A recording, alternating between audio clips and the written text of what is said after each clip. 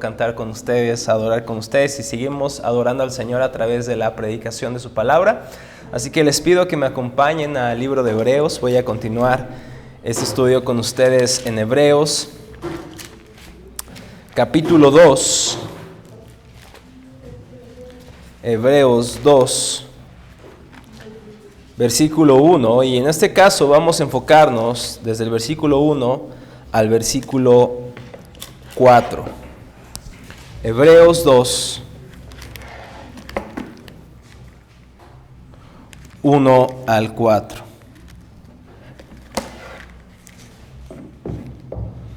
Dice la palabra del Señor de esta manera. Por tanto, es necesario que con más diligencia atendamos a las cosas que hemos oído. No sea que nos deslicemos. Porque si la palabra dicha por medio de los ángeles fue firme y toda transgresión y desobediencia recibió justa retribución, ¿cómo escaparemos nosotros si descuidamos una salvación tan grande? La cual, habiendo sido anunciada primeramente por el Señor, luego fue confirmada por los que lo oyeron, es decir, los apóstoles, testificando Dios juntamente con ellos, con señales y prodigios y diversos milagros y repartimiento del Espíritu según su voluntad. Señor, gracias por darnos la oportunidad el día de hoy, Señor, de escuchar tu voz. Gracias porque podemos congregarnos en libertad, cantar, Señor, con gozo, cantar con nuestras fuerzas, sin tener miedo a que nos arresten o nos lleven a la cárcel. Señor, gracias porque nos das esta oportunidad de reunirnos libremente, Señor, con esta hermosa iglesia. Que el día de hoy tu palabra anime nuestros corazones, advierta nuestros corazones y redirija nuestras vidas hacia ti, Señor. Que no seamos oidores olvidadizos de tu palabra, sino hacedores. Señor, que no ignoremos tu evangelio, que no ignoremos la salvación tan grande de la que habla el autor de Hebreos, inspirado por ti, Señor. Que el día de hoy atesoremos tu palabra, que no solamente nos interesemos intelectualmente por ella, sino que nos forme, nos cambie, nos transforme. Por medio de Cristo Jesús te pedimos esto. Amén y amén. ¿Cuántos de los que están aquí, hermanos, son olvidadizos? Todos nosotros, ¿verdad? Aquí el que está enfrente es el primero. ¿Por qué olvidamos? Es una buena pregunta, ¿no? Y tú dirás, la respuesta es que, pues, no sé, no tengo una gran mente. No creo que sea la respuesta. ¿Qué cosas tendemos a olvidar, por ejemplo? Aquellas cosas que no creemos sean tan importantes. Hay estudios sobre nuestro cerebro. Tú puedes haber estado en una clase como la escuela dominical en la mañana y olvidar todo lo que se dijo, excepto algo que para ti es muy importante. Cuando nosotros leemos, por ejemplo, nuestro cerebro retiene ciertas cosas que le impactan y que usamos normalmente. Y las que no usamos, como en las computadoras, se dan cuenta que tiene un basurero. Cuando no ocupas documentos, lo puedes llevar al basurero. Así tu cerebro lleva cosas que no ocupas o no crees preciosas o valiosas a tu basurero, vamos a llamarle intelectual o cerebral. Porque tendemos a olvidar las cosas que no son valiosas e importantes para nosotros. Y eso es muy problemático cuando se trata del matrimonio. Sobre todo si te olvida el aniversario, el cumpleaños de tu esposa. Por eso yo anoto en mi agenda cada detalle de eso. Pero somos personas que tendemos a olvidar incluso cosas que son valiosas, pero que por cualquier otra razón no las consideramos así o vamos perdiendo en vista el valor de esas cosas. Y el día de hoy, el autor de Hebreos nos está apuntando algo que podemos olvidar. A este sermón le he titulado, porque Jesús es mayor, no descuides tu salvación. Porque Jesús es más grande que los ángeles. Vimos en Hebreos capítulo 1, ¿no es cierto? Jesús es más grande que los ángeles porque Él es Dios.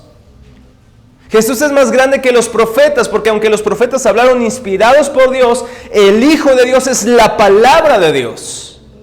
y porque Jesús es mayor a los profetas, y porque Jesús es mayor a los ángeles, y como veremos en los próximos capítulos de Hebreos, Jesús es mejor o más grande que Moisés, Jesús es más grande que los sacerdotes, Jesús es más grande que los sacrificios, Jesús es más grande que todo eso que era sombra que apuntaba hacia Él. Eran como señalamientos que decían, yo no soy el grande, Él es el mayor. Y porque Jesús es mayor, no descuides tu salvación. Porque algo tan hermoso y valioso como la salvación la podemos descuidar. Podemos olvidar su valor. Y para eso, hermanos, me gustaría que pensáramos en 3 ideas principales. Número 1, hablaremos de un llamado.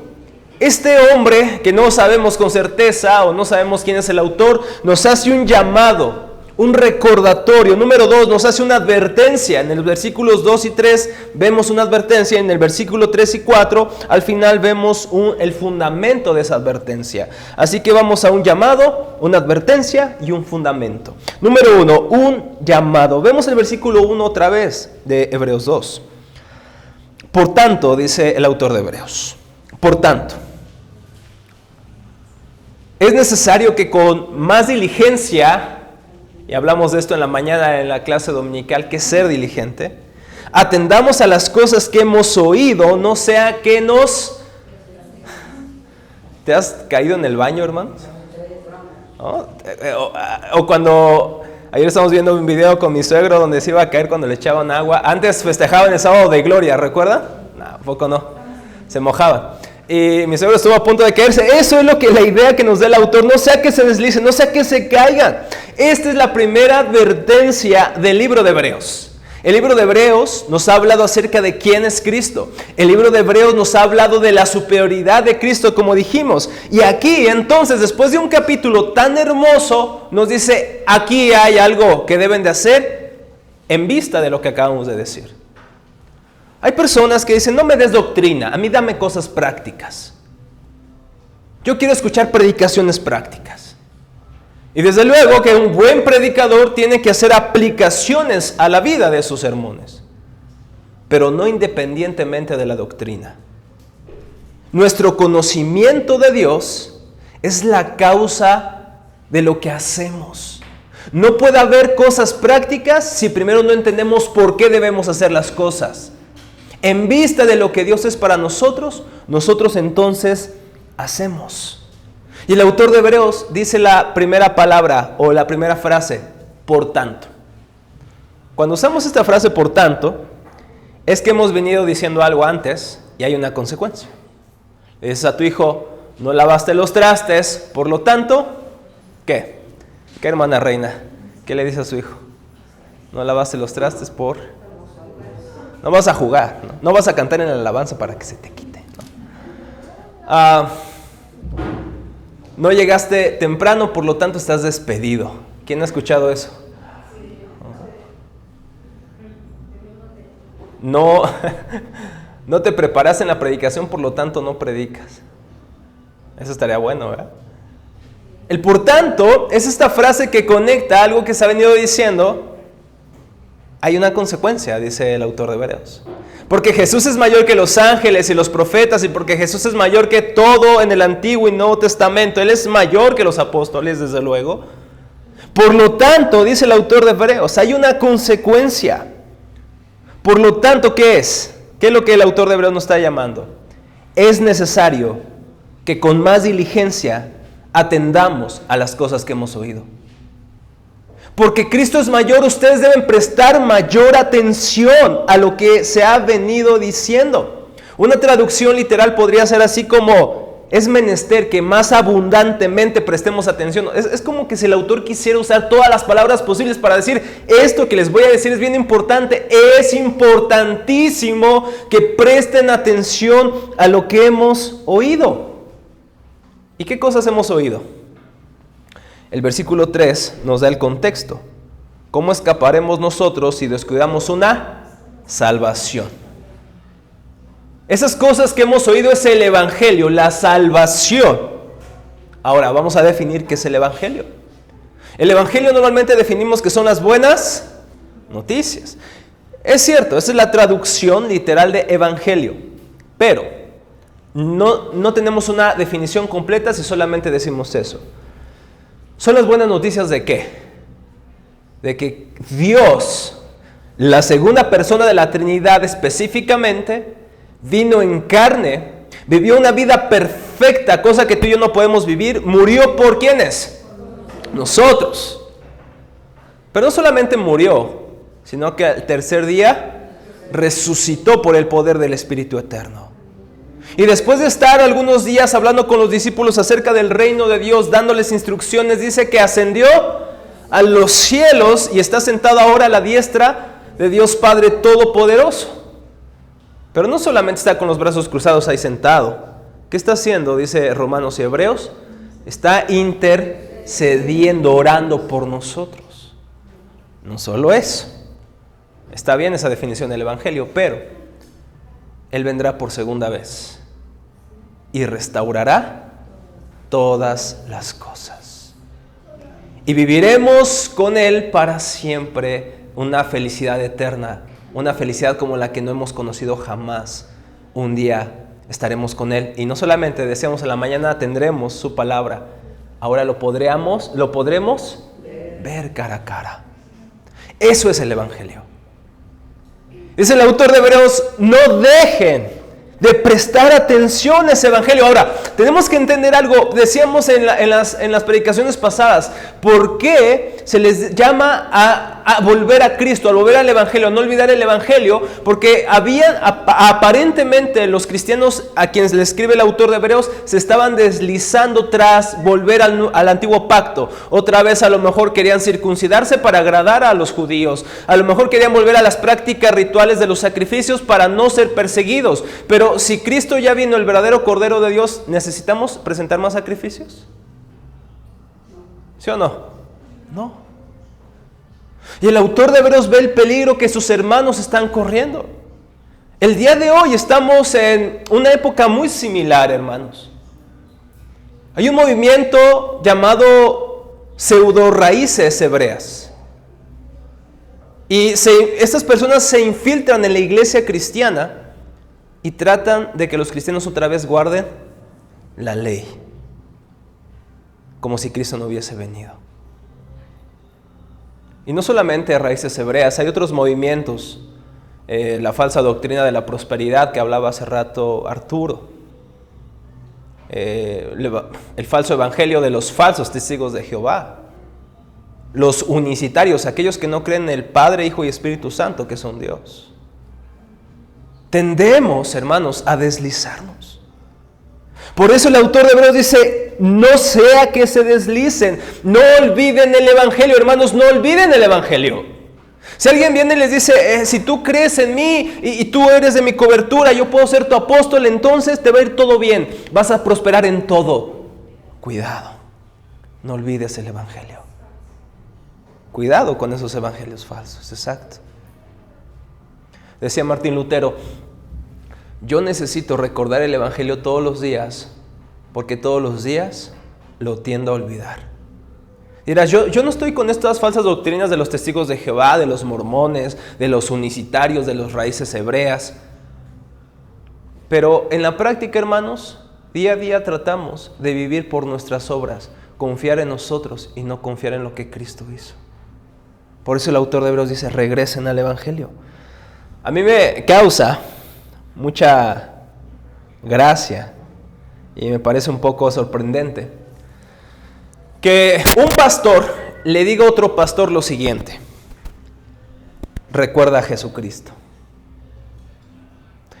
Pablo en su segunda carta a Timoteo, capítulo 2, versículo 8, le dice a un pastor llamado Timoteo, a un joven pastor que era su discípulo, Timoteo, siempre recuerda que Jesucristo, descendiente del rey David, fue levantado de los muertos.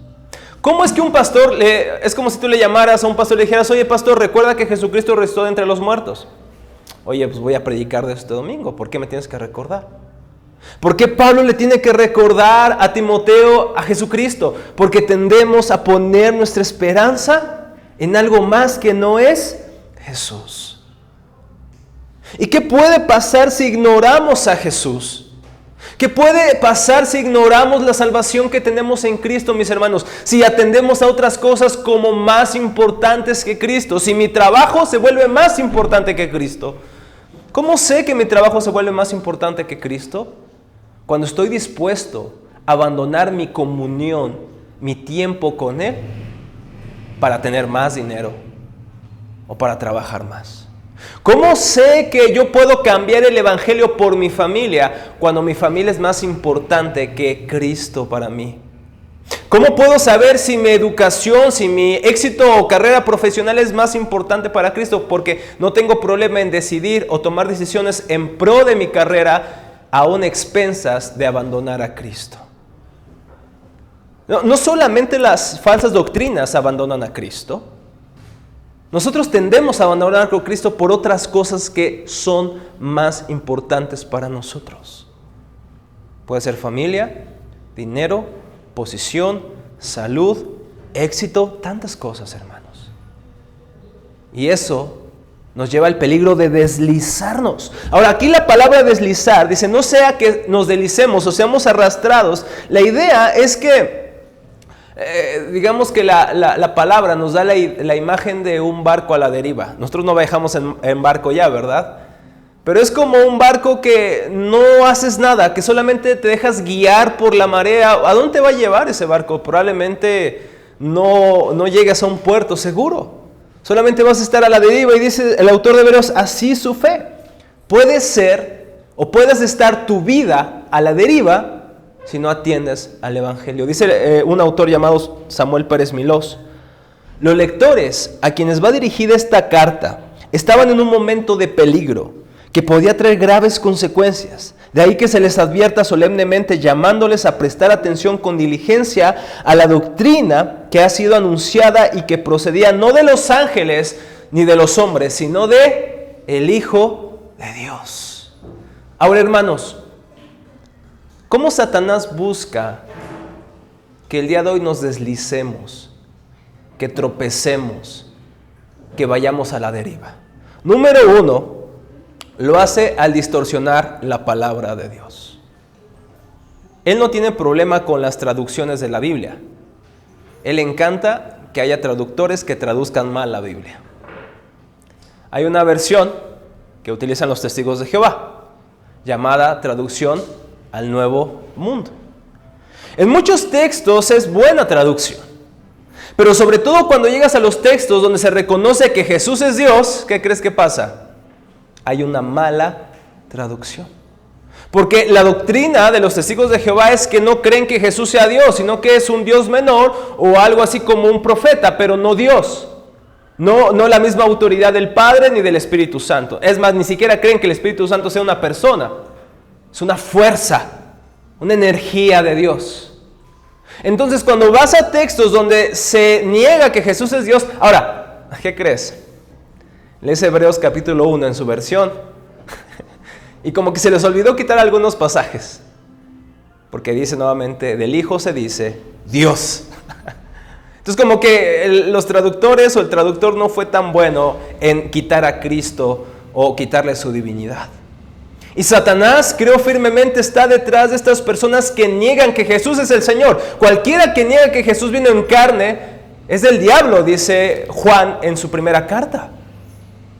Así que la primera manera en que el diablo hace que nos deslicemos es que distorsiona la palabra, levanta predicadores y maestros falsos para predicar el error. Así que tengan cuidado cuando escuchen predicaciones de YouTube. Es padrísimo que puedes entrar ahorita y encuentras muchas enseñanzas, pero entre esas buenas enseñanzas, ¿qué crees? También hay malas. Y decíamos en la mañana que deberíamos estudiar la palabra para poder, ¿qué, hermanos? Discernir el error, ¿no es cierto? Como los hermanos de Berea escudriñaban la palabra para ver que si lo que Pablo decía era cierto. En segundo lugar, Satanás busca que nos deslicemos al restarle valor al evangelio, a la palabra de Dios. Cuando dice, no es tan importante, tienes otras cosas que hacer, ve al gimnasio primero, ponte a hacer tu quehacer. Oye, tienes más cosas que estudiar, prepara tu sermón, ponte a estudiar tu clase, pero no vayas a la palabra. O estúdiala nada más para cumplir, pero no para escuchar a Dios. El diablo le encanta que nosotros le restemos valor a la palabra. ¿Por qué? Porque la palabra de Dios está sobre Satanás. Satanás no puede hacer nada, no puede tocarte, porque Dios está sobre él. Él es Dios. Dios es mayor que Satanás. Satanás es una criatura caída, es un ángel caído, no es antidios. No, es decir, no es el archienemigo de Dios como Guasón y Batman. No. Satanás es un ángel caído, es una criatura. Pero si nos hace creer que la palabra de Dios, el evangelio de la salvación no es tan importante, ha ganado terreno en nuestras vidas. Número 3, nos hace deslizarnos al hacernos dudar de la palabra de Dios. En el siglo XVII-XVIII se levantó un movimiento llamado la Era de las Luces en Europa. Pero este movimiento tuvo varias vertientes, pero básicamente una de sus tesis o sus fundamentos es que nuestra razón está por encima de la palabra de Dios. Y aquello que nuestra razón no entiende, por lo tanto es falso. Yo no veo milagros todos los días, por lo tanto no creo que los israelitas pasaron en seco en el mar.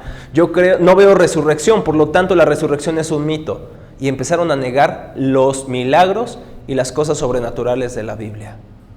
Y entonces se quedaron con poquito. Se quedaron con las cosas que eran de acuerdo a su razón. Y hay maestros que dicen ser cristianos que enseñan eso. Que enseñan que Jesús no pudo haber resucitado. Que enseñan que Moisés no pudo haber sacado agua de una roca. Y Satanás, desde luego, creo que está detrás de esto. Nos hace dudar de la veracidad. Si no existieron los milagros, entonces ¿puedo confiar en la Biblia? Sí, lo que dice aquí, dicen algunos autores cristianos, que no todo es la palabra de Dios. Entonces, ¿qué es la palabra de Dios? Nos hace dudar de ello. Número 4, al añadir costumbres de hombres a la palabra y al ignorar entonces la palabra por encima de mis tradiciones. De esta manera nosotros podemos deslizarnos.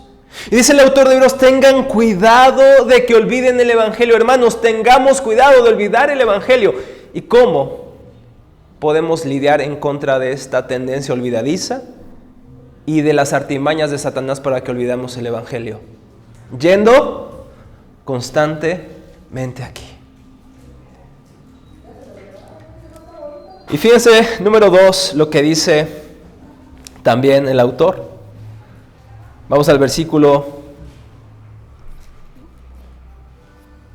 2 y 3. Porque si la palabra dicha por medio de los ángeles fue firme, y toda transgresión y desobediencia recibió justa retribución, ¿cómo escaparemos nosotros si descuidamos una salvación tan grande? Fíjense, dice el apóstol iba a decir Pablo, pero no es Pablo el que escribió la carta, no sabemos quién sea, pero dice, pero si la palabra dicha por medio de ¿qué? De ángeles. Gálatas 3:19, Hechos 38 y 53 nos dice que la ley fue mediada, traída por ángeles. Se está refiriendo al antiguo pacto. Dice, si el antiguo pacto que fue traído por ángeles y fue firme, fue segura, fue verdadera, y todo aquel que transgredía la ley, ¿qué tenía que hacer? Pagar las consecuencias de la ley. ¿Cuánto más nosotros, que tenemos una salvación tan grande, no traída por ángeles? ¿Por quién fue anunciada este evangelio? A Jesucristo. El reino de Dios se ha acercado, por lo tanto, arrepiéntanse y bautícese. Y ese era el mensaje también de Juan, pero fue Jesucristo el que trajo el evangelio. Y ahora dice, si en el Antiguo Testamento hubo castigo, ¿cuánto más si el Hijo ha hablado y nosotros ignoramos su palabra, tendremos que recibir un castigo? En la ley vemos diferentes castigos. Una vez Coré empezó a hablar de Dios, ¿no? A poner en duda la palabra que Dios le había dado a Moisés, y Y varios más en el Antiguo Testamento. Coré también toma un artefacto que Dios dijo no deberían traer ningún anatema al campamento. Se encuentra que él tiene este anatema y entonces es juzgado y dice que la tierra se abrió y se tragó a Coré y a los de su familia. Esta historia la encuentras en Números 16.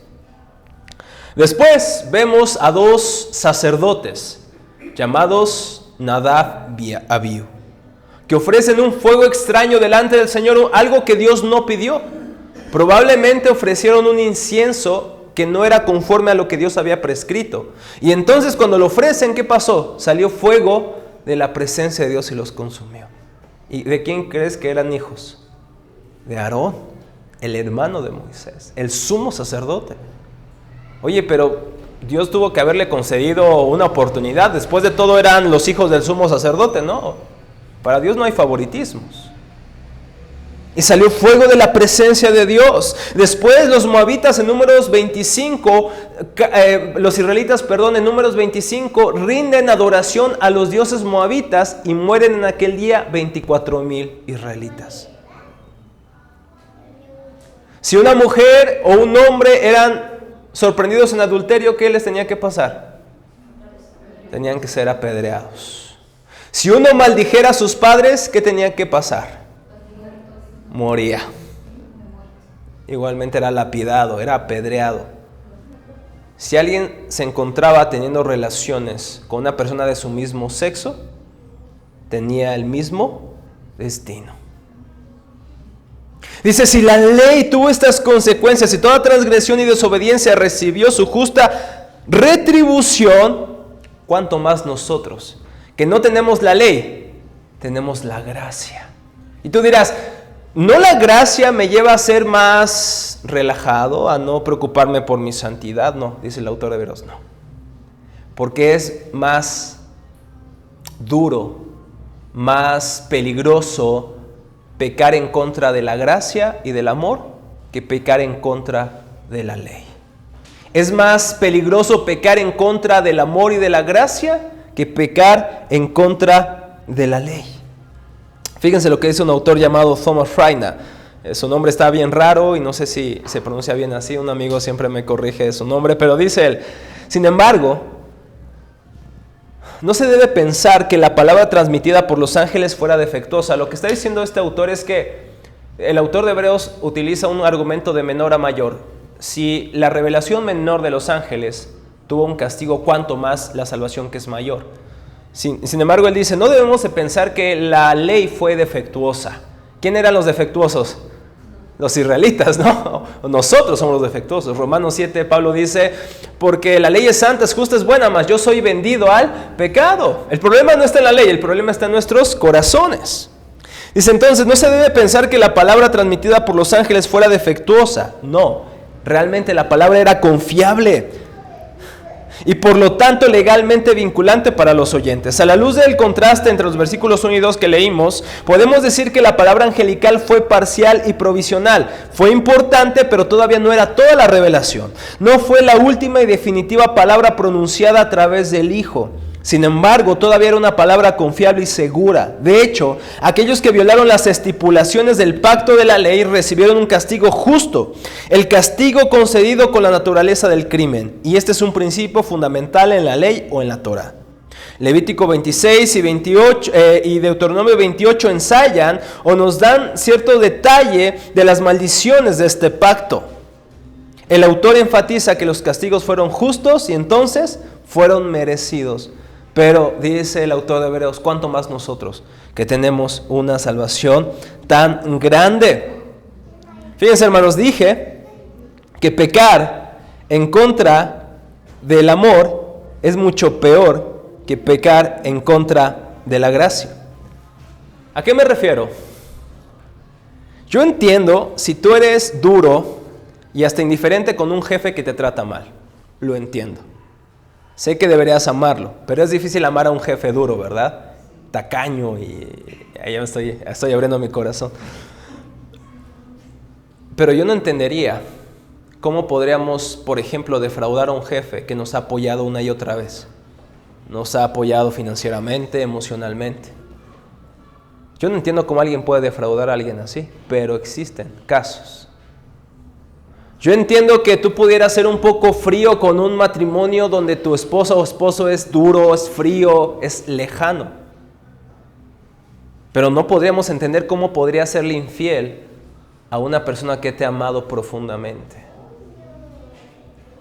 En otras palabras, para el apóstol o para el escritor, mejor dicho, de Hebreos, dice, si la ley tuvo justa retribución, ¿cómo nosotros escaparemos ante el amor de Dios? ¿Cómo nosotros escaparemos o cómo será nuestro castigo si descuidamos la gracia del Señor? En otras palabras, si Dios castigó por transgredir la ley, ¿cuánto más no va a castigar a aquellos que no valoran el amor que nos ha dado y la salvación que nos ha dado en Cristo Jesús? Es el autor de Hebreos, no podemos escapar. Merecemos un gran castigo. Y mis hermanos, aquí quiero hacer algo una connotación bien importante. El autor de Hebreos está luchando en contra de aquellos que no hacemos nada, que ignoramos la palabra del Señor. Hay pecados que les llamamos pecados de comisión, aquellos que hacemos activamente, como robar o mentir. Cuando mientes, ¿te está obligando a Satanás a mentir? ¿Sí o no? Es que esa hermana tiene un demonio del chisme. No, esa hermana o ese hermano está chismeando porque quiere. Está mintiendo porque quiere, porque dice, yo quiero chismear, me gusta chismear, el chisme es sabroso, ¿no? Entonces, no es que Satanás la está obligando a chismear, es que quiere chismear. Ese es un pecado de comisión, cuando lo hacemos activamente, cuando hacemos algo que es en contra de la palabra del Señor. Y eso incluye el chisme, la mentira también. Ahora bien, hay pecados que llamamos pecados de omisión. Los pecados de omisión no necesariamente implican que haces algo, sino que dejas de hacer algo que deberías de hacer. Por ejemplo, cuando tu esposo o tu esposa están transgrediendo la palabra del Señor y ellos dicen ser cristianos. Si tú ves que están haciendo algo que está transgrediendo la ley de Dios, la palabra del Señor, y además está afectando su matrimonio, su familia, ¿qué es lo más fácil? No hacer nada. Y decir, no quiero perder la felicidad de mi hogar. No quiero pasar un momento difícil, por lo tanto mejor que hay Él con Dios, decimos, ¿no? Él con Dios. Él con Dios, pero recuerden que tú y yo con nuestro esposo y nuestra esposa somos una sola carne. No es él y yo, somos uno. Y entonces yo, por no perder el romance con mi esposa, por no perder ese momento feliz y no discutir, porque ¿quién quiere discutir? A nadie le gusta el conflicto, ¿verdad? Decimos, mejor no hago nada, mejor no le digo nada. Ese es un pecado de omisión. Cuando sabes lo que deberías de hacer y no lo haces.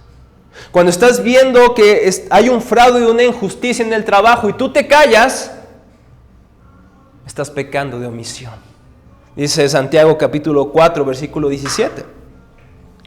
Santiago 4, 17 dice, y al que sabe hacer lo bueno y no lo hace, le es pecado. Aquel 4:17, Santiago 4:17 dice, y al que sabe hacer lo bueno y no lo hace, le es pecado. Fíjense lo que dice Samuel Pérez Milós otra vez. Aquellos que desprecian la palabra de Dios, teniéndola en poca estima, son considerados por Dios como malditos y acreedores del juicio divino sobre ellos. El autor de Hebreos dice, no dejen de prestar atención.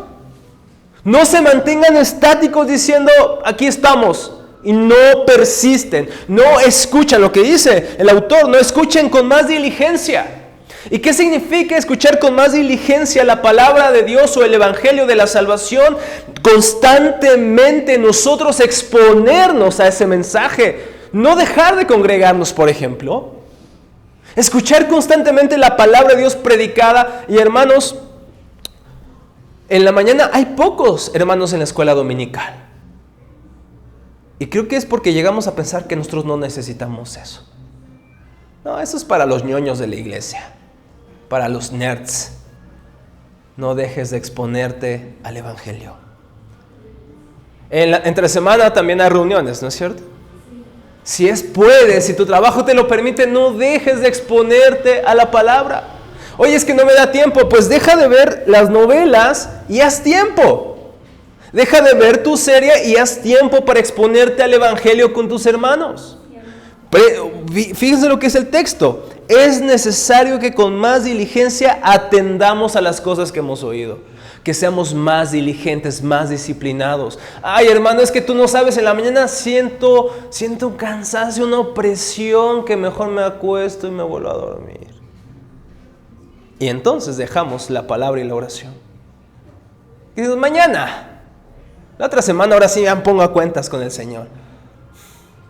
Es necesario, hermanos, que prestemos atención más diligentemente a aquello que hemos oído. Y la pregunta es, ¿por qué, hermanos?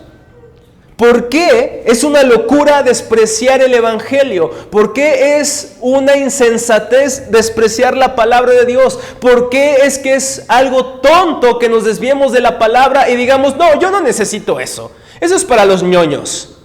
¿Por qué? Fíjense lo que dice el versículo 3 al final. Dice, ¿cómo escaparemos nosotros si descuidamos una salvación tan grande, la cual habiendo sido anunciada primeramente por el Señor, nos fue confirmada por los que lo oyeron, testificando Dios juntamente con ellos, con señales y prodigios y diversos milagros y repartimientos del Espíritu según su voluntad? ¿Por qué es que no debemos desatender la salvación y la palabra del Señor? En primer lugar, porque es una palabra que fue pronunciada ¿por quién? Por el Señor Jesús. Ahora, ¿Jesús quién es? Vimos capítulo 1. Él es Dios. Él es el Hijo. Y Él es más, vayan para allá, Hebreos 1, versículo 1 al 3. Dice, Dios, habiendo hablado muchas veces y de muchas maneras en otro tiempo a los padres por los profetas, en estos postreros días nos ha hablado ¿por quién? Por el Hijo, a quien constituyó heredero de todo y por quien asimismo hizo el universo, el cual siendo el resplandor de su gloria, Jesús es el resplandor de la gloria de Dios, en la imagen misma de su sustancia, quien sustenta todas las cosas con la palabra de su poder, habiendo efectuado la purificación de nuestros pecados por medio de sí mismo, se sentó a la diestra de la majestad en las alturas. Fíjense, el universo se sostiene por la palabra ¿de quién? De Dios, del Hijo específicamente. Entonces el autor de Hebreos dice, no descuiden esta salvación tan grande. ¿Por qué? Porque fue hablada por el Hijo, el Señor Jesús. Y el Hijo es el que a la vez, con su palabra, sostiene todo este universo. ¿Se dan cuenta? La implicación, aquel que con su sola palabra sostiene todo el universo, no solamente la Tierra, todo el universo, todas las galaxias. ¿Por qué nosotros entonces debemos despreciar la palabra del Señor? Si es la palabra más poderosa que existe sobre todo el universo. Pero la verdad, hermanos, la verdad y la triste realidad es que a veces esta palabra está empolvándose en nuestras casas. Este libro es un libro antiguo, decimos, ya no tiene que ver conmigo. Este libro es para ignorantes, es para personas que realmente son bien quisquillosas, yo no lo necesito. Hermanos, no solamente cuando enseñamos falsa doctrina estamos menospreciando la palabra, también cuando no le damos el valor suficiente. No somos mejores que los falsos maestros cuando le damos la espalda a la palabra de Dios. Porque no es la palabra de un hombre, es la palabra del Hijo, la palabra de aquel que sustenta todas las cosas con su palabra. En primer lugar, ¿por qué no debemos menospreciar la salvación, el evangelio? Porque es el Señor quien lo pronunció, la dijo, la reveló. Es más, ciertamente en los evangelios tenemos las palabras de Jesús, pero en el Antiguo Testamento, al final, ¿quién movió a estas personas a hablar la palabra que ellos hablaron? Si no fue el Espíritu Santo, fue Dios mismo. No solamente en el Evangelio tenemos la palabra del Señor, también en el Antiguo Testamento tenemos la palabra del Señor. En los 66 libros de la Biblia tenemos la palabra del Señor. Toda esa palabra es útil, necesaria para nuestras vidas. Sin esa palabra le tenemos que decir a Jesús como Pedro, ¿a dónde iremos? Si solamente tú tienes palabras de vida eterna.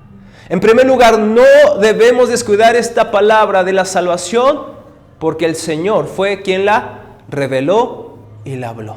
Número 2, fíjense lo que dice. Porque nos fue confirmada por los que la oyeron. Quiere decir que hubo personas que estuvieron con Cristo, que registraron lo que ellos vieron. ¿A quiénes se refiere el texto? ¿Quiénes estuvieron con Cristo, caminaron, comieron con los apóstoles? Acompáñenme a 1 de Juan 1, versículo 1 y 3. El apóstol Juan así inicia su primera carta. 1 de Juan 1, versículo 1 al 3. Fíjense lo que dice.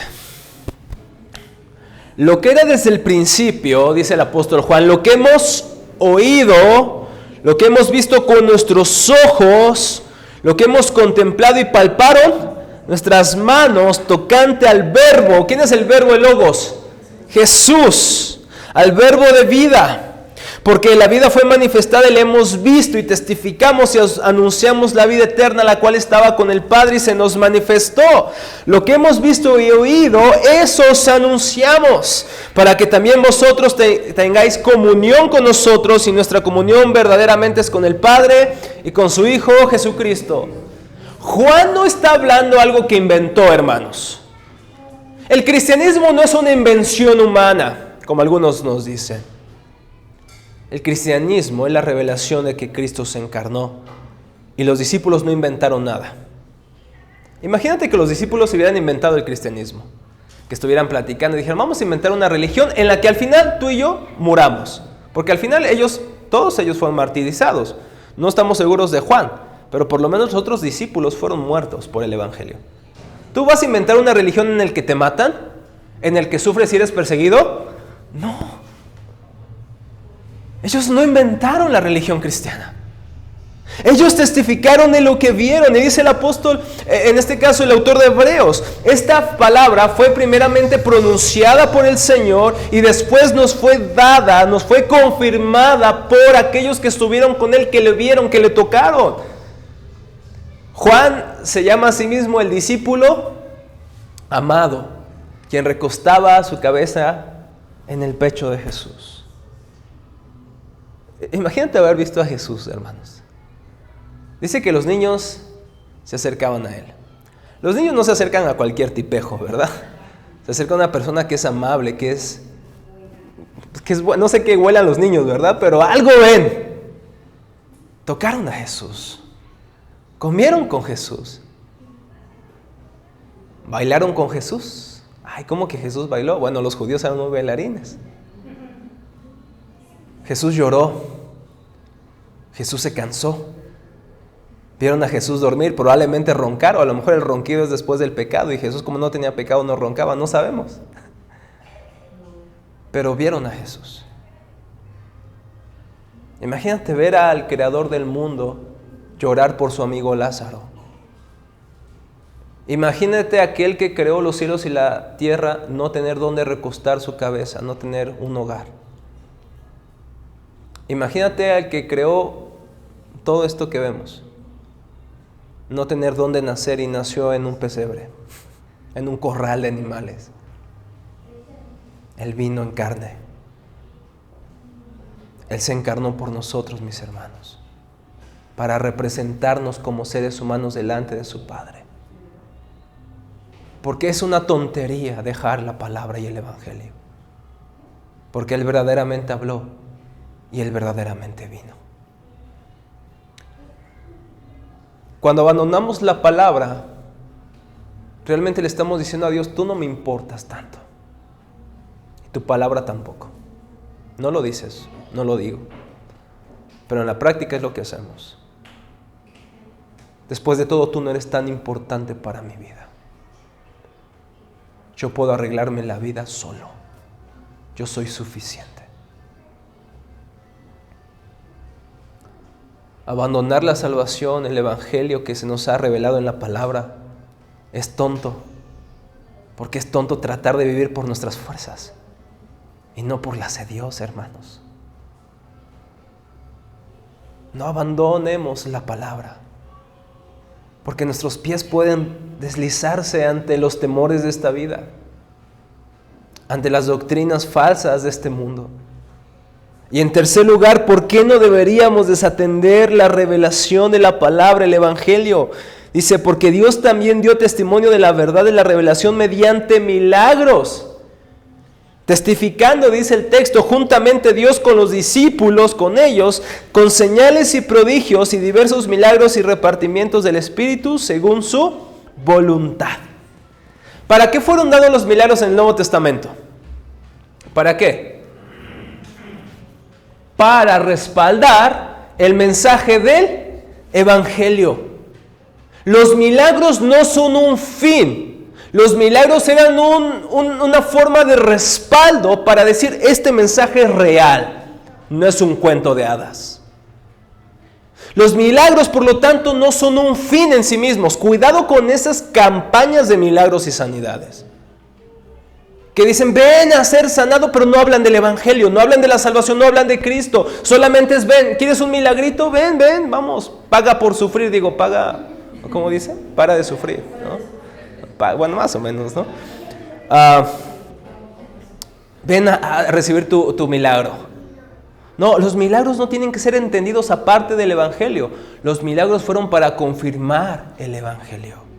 Los milagros es un anuncio de que el Rey ya ha llegado, el que va a restaurar todas las cosas ya llegó. El que va a cambiar el mundo, al que va a restaurar todo en paz, en justicia, en sanidad, donde dice Apocalipsis 22 que ya no habrá lágrimas, ya no habrá más dolor, ya no habrá más llanto, ya no habrá más enfermedad, ya no habrá más pecado. Y cuando vienen los milagros con Jesús, testifican de eso. El que viene a restaurar todas las cosas ya ha llegado y Él es Jesús. Cuando Dios sacó al pueblo de Egipto, lo hizo con señales y prodigios. Cuando Cristo viene a sacarnos de nuestro pecado, lo hace con señales y prodigios. ¿Por qué es tonto abandonar el Evangelio? Porque fue confirmado por Dios. Fue confirmado por Dios. No solamente fueron palabras, fueron hechos sobrenaturales. No solamente Cristo vino, murió y sobrenaturalmente resucitó. La resurrección está comprobada históricamente. Así que ningún ateo, ni siquiera un historiador erudito va a negar la resurrección de Cristo. Hasta los eruditos e historiadores ateos tienen que reconocer que Jesús existió y que hay muchas evidencias de su resurrección. Aunque no amen a Jesús, lo tienen que reconocer. En conclusión, mis hermanos, cuando juntamos todas estas piezas de este texto, el punto principal se puede resumir de la siguiente manera. Presta atención y no te alejes del mensaje que proclamó Jesús en su palabra. Porque no hay escapatoria para aquellos que descuidan una salvación tan grande. ¿Se dan cuenta? No hay escapatoria si descuidas tu salvación. Si tú eres un hijo de Dios y estás descuidando tu salvación en Cristo Jesús, Dios no te va a apartar de Él, pero te puede disciplinar. Porque Dios al que ama, disciplina y azota a todo aquel que recibe por hijo. ¿Quién dice amén? No es muy bonita esa palabra, pero es cierta. Si tú no disciplinas a tus hijos, no los amas, los odias. Porque van a crecer con hábitos pecaminosos que va a arruinar su vida si no los corriges a tiempo. Dios al que ama disciplina. Pero si no eres cristiano, no solamente Dios te puede disciplinar, Él va a darte la retribución de tu injusticia. Si no crees en Cristo, no digas, no pasa nada, yo no hago caso a Cristo, me va bien en la vida. Tengo carro, tengo casa, tengo mi esposa, tengo otra esposa por allá, un amante por allá.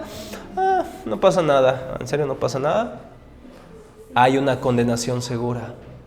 ¿Cómo podrás escapar del castigo que viene por rechazar al Salvador? El párrafo que vemos en esta parte concluye con esta afirmación de que no podríamos escapar. Esta palabra fue pronunciada por el Señor y confirmada por esos testigos. Cristianos, vengamos hoy a Cristo, hermanos, y valoremos nuestra salvación y valoremos esta palabra que nos ha sido anunciada por el Señor y confirmada por aquellos que la oyeron. No desprecies la palabra del Señor. Ámala, escudriñala, ve a ella constantemente. Y amigo que nos visitas hoy por primera vez, o probablemente ya tengas mucho tiempo en venir, pero no quieres nada con Cristo, escucha hoy su voz. Hoy no tienes que recibir su castigo, hoy puedes recibir su perdón, hoy puedes recibir su gracia, hoy puedes recibir la paz, como dijo Arturo, que sobrepasa todo entendimiento. Hoy puedes venir a la fe y a la salvación. Y en Cristo ciertamente no te podemos prometer una vida color de rosa, pero sí es la mejor vida. No he conocido a ninguna persona que haya entregado su vida al Señor que hoy se arrepiente y diga, ¿por qué lo hice? A nadie. La mejor decisión que jamás hombre alguno puede tomar es dejar de tomar el control de su vida para dársela a aquel que la creó y a aquel que murió por nosotros. Hoy acerquémonos a Cristo otra vez, mis hermanos. Confiemos en Él y no descuidemos la salvación tan grande que tenemos en Cristo Jesús. Señor, gracias por tu palabra, gracias porque hoy podemos recordar el glorioso evangelio de nuestra salvación, Señor. Gracias porque hoy podemos escuchar esta voz de amor, de advertencia, de este hombre inspirado por ti, Señor. De este autor que nos dejó claro, Señor, que tú eres superior a cualquier cosa, institución, persona, Señor. Que hoy no descuidemos nuestra salvación. Hoy inclina nuestros corazones a ti, Señor. No nos permitas despreciar tu palabra, tu evangelio precioso. En Cristo Jesús nuestro Señor. Amén y amén. Amén. Adelante, Arturo.